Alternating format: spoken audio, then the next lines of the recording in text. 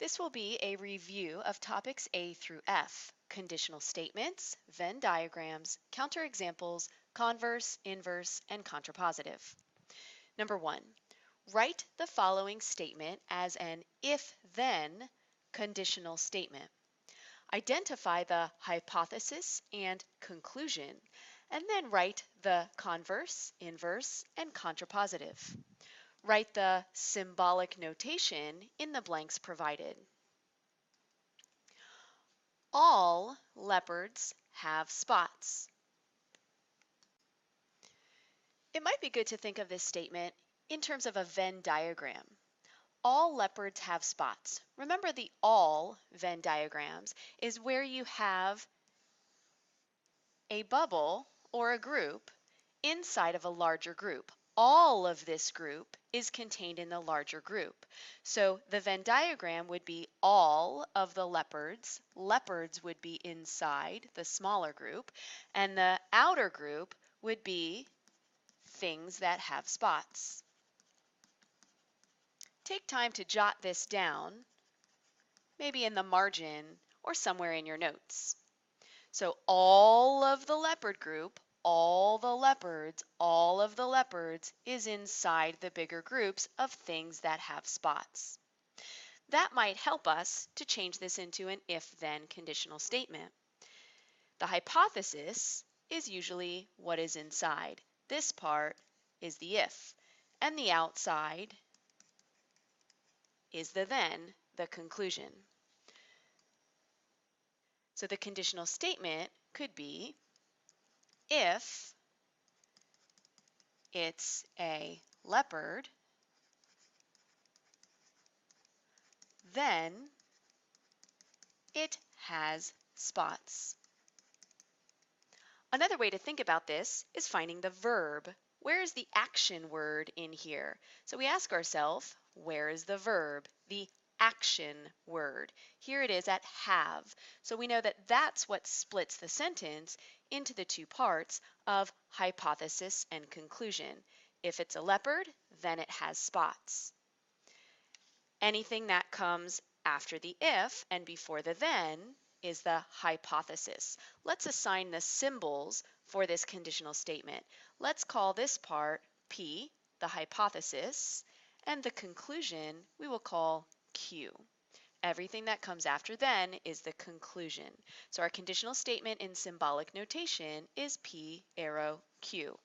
The hypothesis, which is the P, is this part. It's a leopard.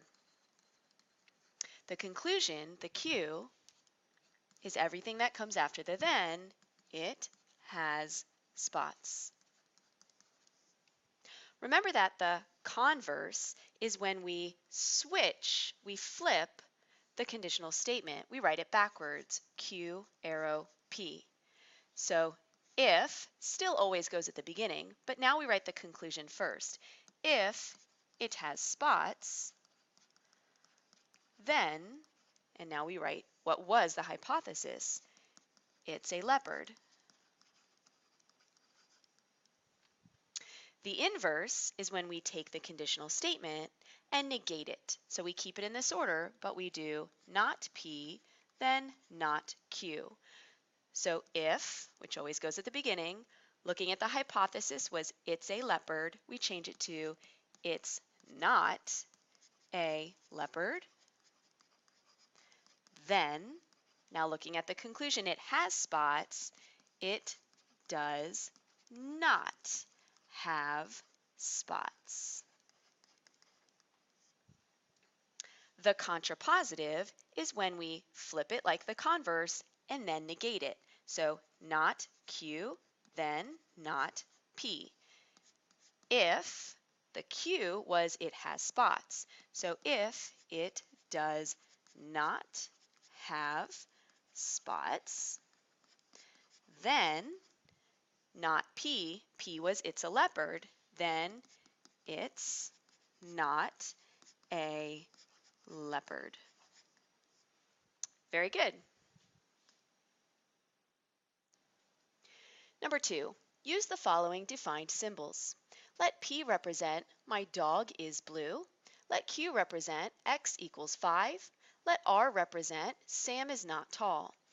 Translate the following symbolic notation into words. So we will be writing sentences. We start with P, and the sentence, when there's an arrow, always starts with if. Looking at what P represents, P is here, my dog is blue. If my dog is blue, then looking at what R represents, Sam is not tall. Then Sam is not tall. Remember that we're just translating. We're not trying to determine if it's true or false or even makes sense. Next, not R. So again, we look at R, which is Sam is not tall, but we have the negation symbol. So we're going to say if Sam is tall, because notice it had a not already in the sentence. To negate it, if there's a not, is to take away the not. Then, again, we're negating the Q. Q is x equals 5. So we can say then x does not equal 5. By the way, another way to write x does not equal 5 is like this.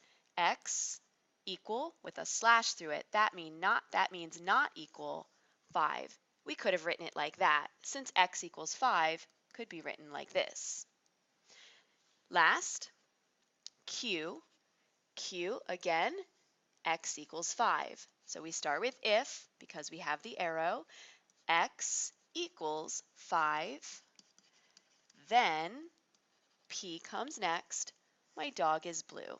My dog is blue. And there we have it. Number 3. This Venn diagram represents classes students take in school. Identify each region, that means there could be more than one, of the Venn diagram that is represented by the statement. Each region is represented by a number.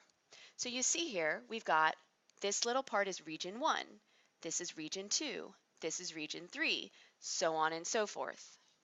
Math is the class represented by everything in this large circle, so it's all of the regions 11, 12, 10, 2, 5, 3, and 1.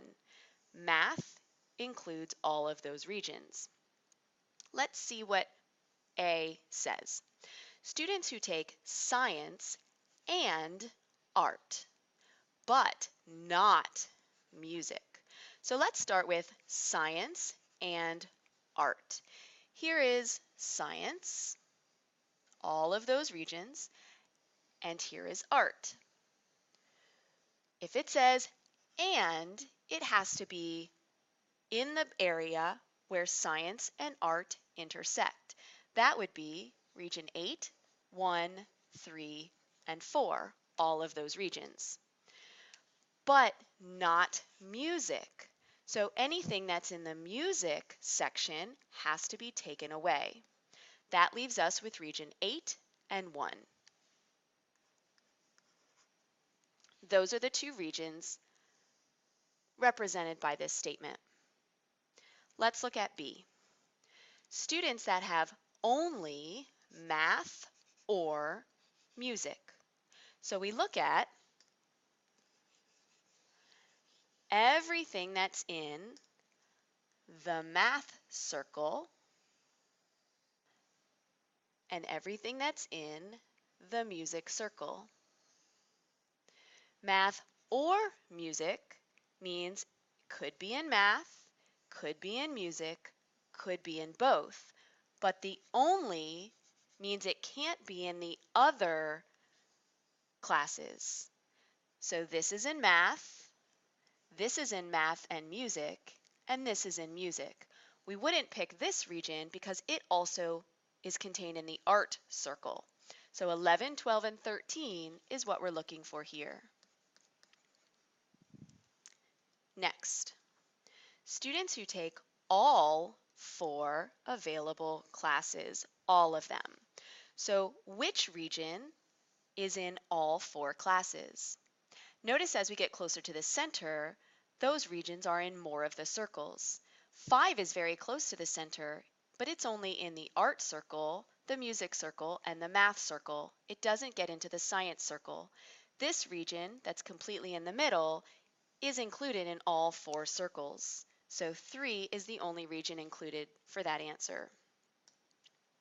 Students who do not take any of the 4 classes shown, so it can't be in any of the circles, this is the only region that's not in any of the circles, 14.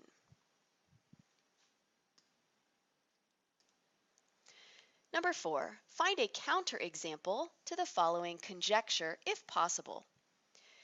If a student takes math, then they take statistics. Remember that a counterexample needs to be specific and needs to prove that the statement is false. So we're trying to think of a student that takes math but does not take statistics. So I'm going to think of one specific student that I know. I'm going to say Luis. I know Luis takes math, but he does not take statistics.